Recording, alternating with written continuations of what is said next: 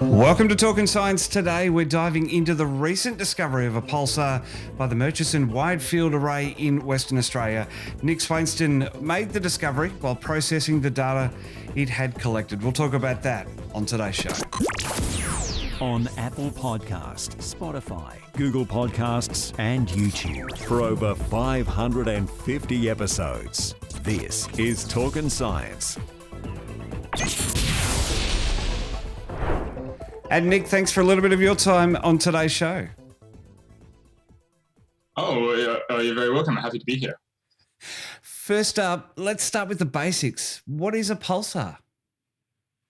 So a pulsar is born when a star dies, which is called a supernova. It's a massive explosion. And we're left behind what's called a neutron star or a pulsar. So that's extremely dense. So in 20 kilometers, it weighs as much as about 1.5 times the mass of the sun. So to put that in perspective, if you had a teaspoon, that would weigh 10 million tons. So it's this really dense, it's really strong magnetic field. It's this crazy thing that we can't really recreate on Earth. So there's these really interesting things that we can study with radio telescopes. So I find them really interesting. That is very cool. And they can be used as measuring tools, as I understand it, testing the laws of physics under extreme conditions.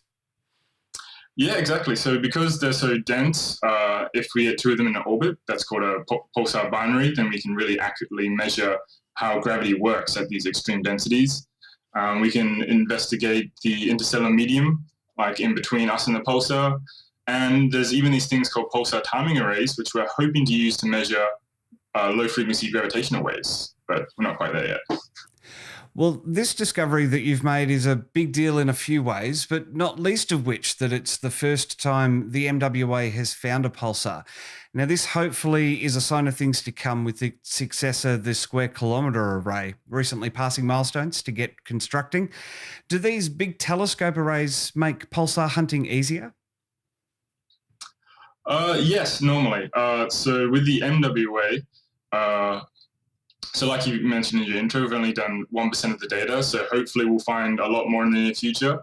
And then the SKA is going to be a huge undertaking. It's a multi-billion-dollar project, and we're hoping once it's complete and we finished our survey, we can triple the number of pulsars that we've already detected. So it should be great. Well, yeah, you say that 1% of data collected for the Pulsar survey. I guess this bodes well for many more discoveries when the operation kicks into main gear with the Square Kilometre Array and all those other big telescopes, and focusing in on that data to find more of these pulsars.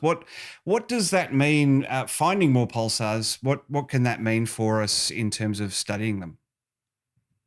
So every single pulsar we discover is always a little bit different. It's always unique in its own ways. It's different mass, different magnetic fields, and sort of emits a bit differently.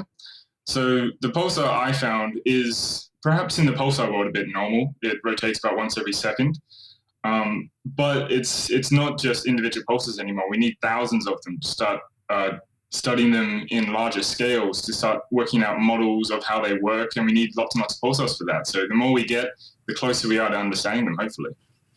Now, one of the biggest things that fascinates me when I read about these discoveries is just how they're done. You interpret a whole heap of raw data, graphs, numbers, and other stuff. Now, aside from practice, how do you make heads or tails of all of that to pick out an object like this pulsar?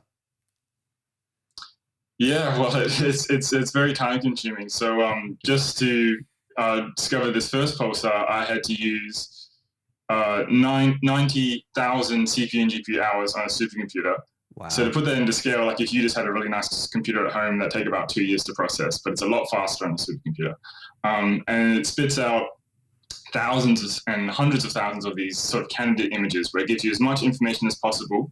And you have to look at it and think, okay, is this real or is this noise or sort of maybe like a satellite that kind of looks like a pulsar? So yeah, it's a lot of work to get through, but it's getting easier now that we're sort of automating as much as we can. So that automation that kicks in, that really does, I guess, the hard work for you, and it sort of gives you some candidates, as you say. So it spits out some options for you, and I guess you've got to go in there and double check everything and see whether there are things of note in the data samples that it's given you. Yeah, exactly. So there's actually a bit of machine learning that we put first. So machine learning will do its best and it sort of takes out like 90% of the candidates, and then we're left with the last 10%. But we're hoping to get that better. We have actually a few undergrad students working on improving our machine learning. So hopefully that'll be like 99% we don't have to look at. We can only look at the best 1%, which will really speed things up.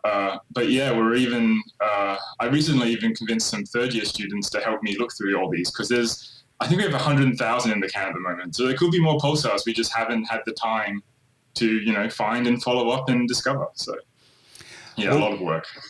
Nick, when you started your PhD work, did you know that there was going to be this much data analysis, or were you hoping for something a bit more exciting? Or is this exciting for you? It is exciting for me. I'm a glutton for punishment when it comes to software development and processing. I really enjoy just having these big pipelines that take up all the queue and making them as fast as I can. I find that really satisfying. So I was glad to have such a big data project. And I guess at the end of the day, finding a pulsar and knowing that that this little thing that you discovered in the data can lead to some pretty big things and hopefully some advancements as well in understanding these pulsars, I guess that's a good feeling as well.